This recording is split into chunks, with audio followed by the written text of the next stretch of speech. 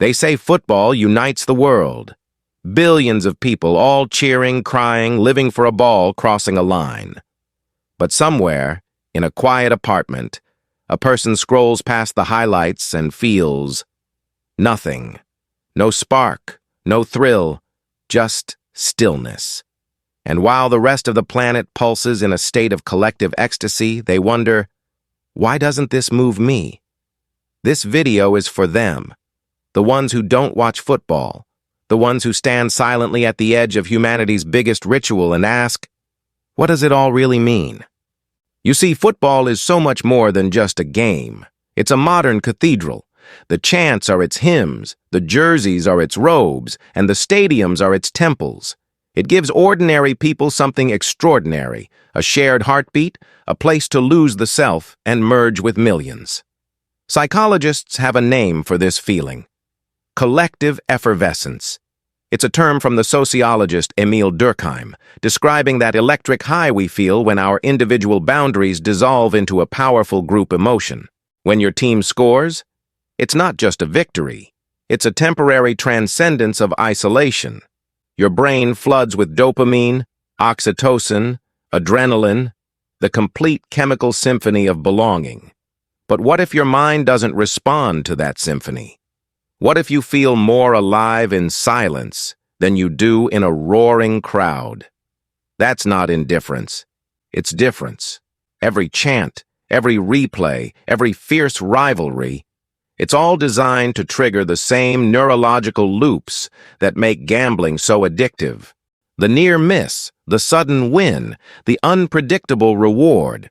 It's dopamine choreography on a planetary scale. Yet some people's brains are wired differently. Their reward systems don't light up from that kind of external excitement. Instead, they find their high in internal discovery, reading, creating, analyzing, or simply thinking. To them, football feels like sensory overload, noise without meaning. It's not that they're emotionless.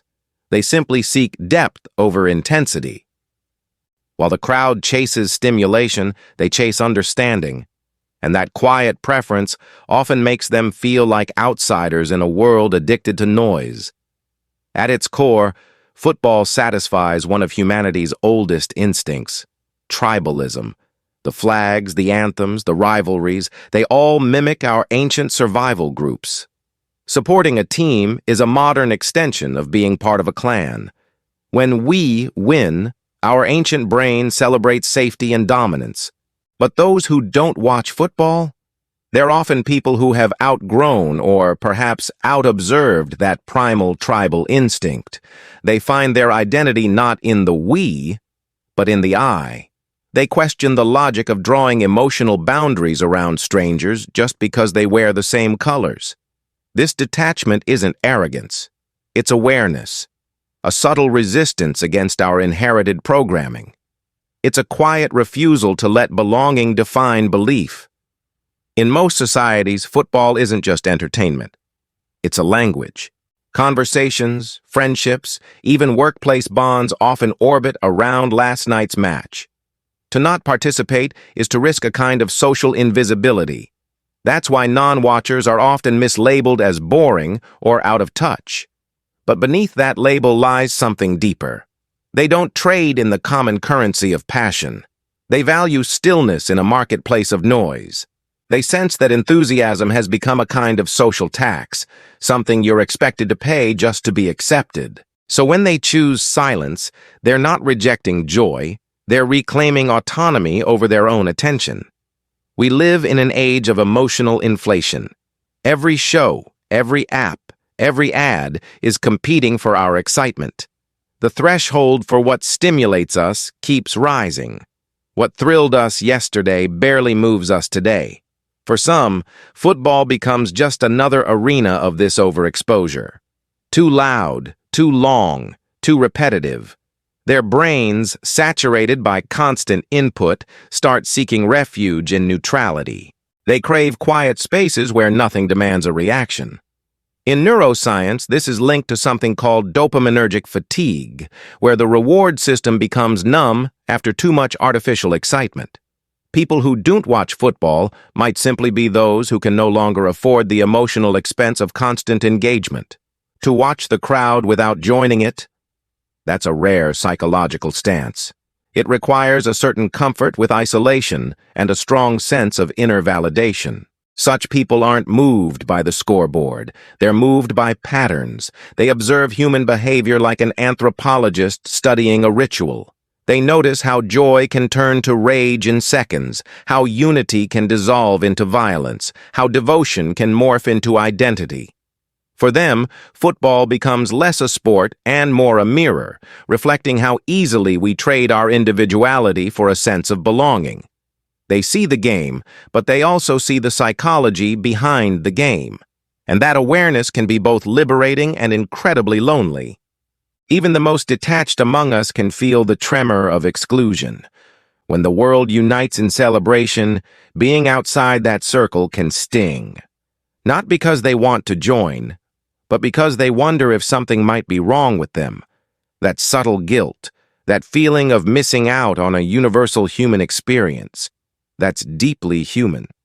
But perhaps the real insight lies right there. We are conditioned to measure our aliveness by our participation. Silence feels suspicious in a world built on applause.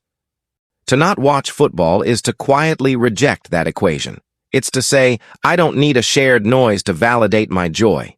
Philosophers from Pascal to Kierkegaard warned us that distraction is humanity's favorite anesthesia. Football, cinema, politics, they all serve as grand diversions from our existential unease. They give structure to our time, identity to the chaos, and meaning to the mundane. So the person who doesn't watch football isn't necessarily uninterested in life. They may simply be unable to forget its absurdity long enough to cheer. They stand outside the game because they sense it's a metaphor, not an escape. Their detachment isn't apathy. It's an awareness of how culture can numb consciousness. In that sense, not watching is a quiet form of mindfulness, an unwillingness to outsource your feelings to a spectacle. Being different always comes with a price.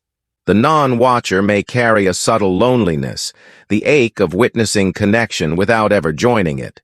But they also carry a gift, clarity, the ability to see the architecture of emotion instead of being consumed by it. They may never know the exhilarating rush of a last-minute goal, but they know the deep serenity of not depending on one. They trade adrenaline for awareness, and the crowd for consciousness. And in that trade, they often find something the world seems to have forgotten: presence. And here's the twist. This isn't really about football at all. It's about the subtle divide between experiencing life through collective emotion and experiencing it through conscious reflection. Football is just the stage. Humanity is the play. When billions cheer in unison, the non-watcher becomes a mirror for modern life, showing us how our very identities now seem to depend on shared excitement. Their quiet refusal exposes our dependency on constant stimulation just to feel real, so maybe they're not the ones missing out. Maybe they're the ones who are finally watching the real game, the psychological one. So, to all the people who don't watch football, you are not strange. You are simply tuned to a different frequency of meaning. While others seek connection through motion, you seek it through observation. And in a world that's obsessed with cheering, your silence might just be the loudest form of awareness. Because sometimes the only way to truly understand the crowd is to not join it. Thanks so much for watching. If this resonated with you, let me know in the comments. I'd love to hear your perspective. And don't forget to like and subscribe for more videos that explore the quiet side of life. See you in the next one.